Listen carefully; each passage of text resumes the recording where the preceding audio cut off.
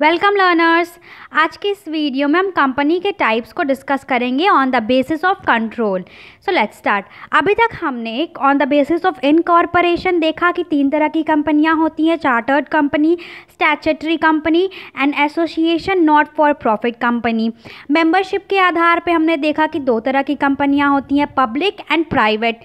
Members की liability के अनुसार देखा तो 3 तरह के होते हैं, यानी limited by shares, limited by guarantee और अनलिमिटेड लाइबिलिटी। आज हम on the basis of control की बात करेंगे, जिसमें अगेन 3 तरह से कंपनी को डिवाइड किया जाता है, government company, holding company and subsidiary company. So let's start. सबसे पहले देखते हैं कि गवर्नमेंट कंपनी क्या होती है। गवर्नमेंट कंपनी का जो भी टोटल पेड अप कैपिटल होता है वो 51% सेंट्रल गवर्नमेंट या स्टेट गवर्नमेंट या partially central government partially state government के हाथ में होता है। यानी एक तरह से मोर देन हाफ शेयर्स जो होते हैं वो गवर्नमेंट के हाथ में हो, चाहे वो स्टेट गवर्नमेंट हो, चाहे वो सेंट्रल गवर्नमेंट हो, या फिर दोनों में आधा आधा डिवाइडेड हो या कुछ पार्ट दोनों में डिवाइडेड हो, बट मोर देन हाफ होने चाहिए, not less than 51%। Now next one is share capital of government company may be wholly or partly held by the government. पूरा का पूरा 100% शेयर भी गवर्नमेंट रख सकती है, बट नॉट लेस देन 51%। 51% से कम नहीं होना चाहिए। इनको ये जो कंपनियां होती है गवर्नमेंट कंपनी, इनको कंपनी एक्ट 1956 के तहत इनकॉर्पोरेट किया जाता है। गवर्नमेंट कंपनी के सारी कंपनी इन्हीं एक्ट के तहत इनकॉर्पोरेटेड होती हैं, जो कि अब चेंज होकर 2013 हो गया है। इनकी जो भी ऑडिटिंग होती है या जो भी ऑडिटिंग वर्क होते हैं वो सेंट्रल गवर्नमेंट के द्वारा ही एम्प्लॉयड लोगों के द्वारा होते हैं, जनरल पब्लिक के द्वारा एम्प्लॉयड लोग नहीं होते हैं। इसमें इनकी जो भी ऑडिटिंग होती है, जो भी डॉक्यूमेंट्स की ऑडिटिंग या जो भी बैलेंस शीट या जो भी कंपनी से रिलेटेड एसेट्स और लाइबिलिटी की जो भी ऑडिटिंग होती है वो सेंट्रल गवर्नमेंट के द्वारा ही अपॉइंटेड लोगों के द्वारा होती है। नाउ जैसे इंडिया में एग्जांपल है steel authority of India limited, next Bharat heavy electrical, जैसे भेल सेल या कोल इंडिया लिमिटेड, ये सारी जो है ये गवर्नमेंट कंपनी के अंडर आती हैं। इनकी शेयर्स मोर देन 51% गवर्नमेंट के हाथ में है। Now the second one is holding company.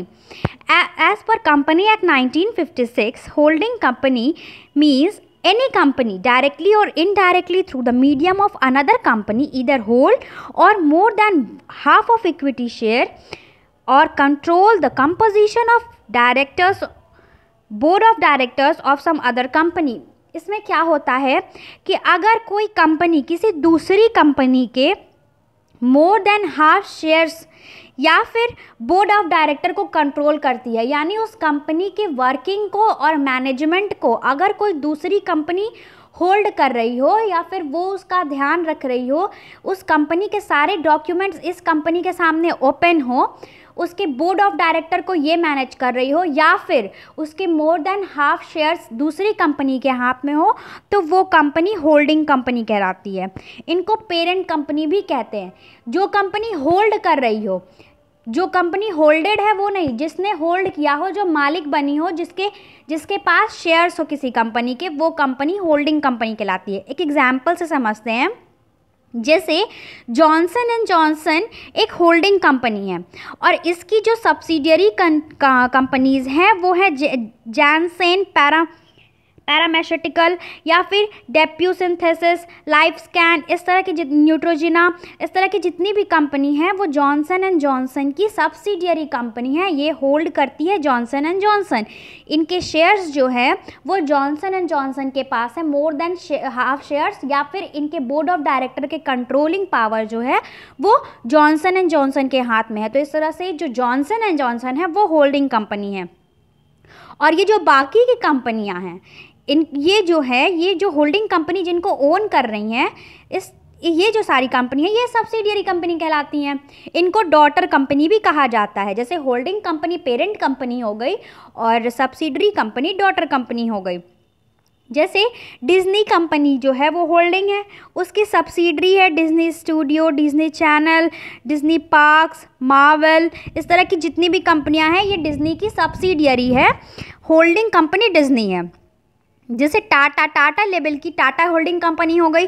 अब इसकी सब्सिडियरी कंपनी है Tata sky, Tata consultancy, Tata Docomo, Tata steel, Tata power solar limited. इस तरह की जितनी भी कंपनी है वो क्या है, वो होल्डिंग कंपनी इसके अंडर आ गई।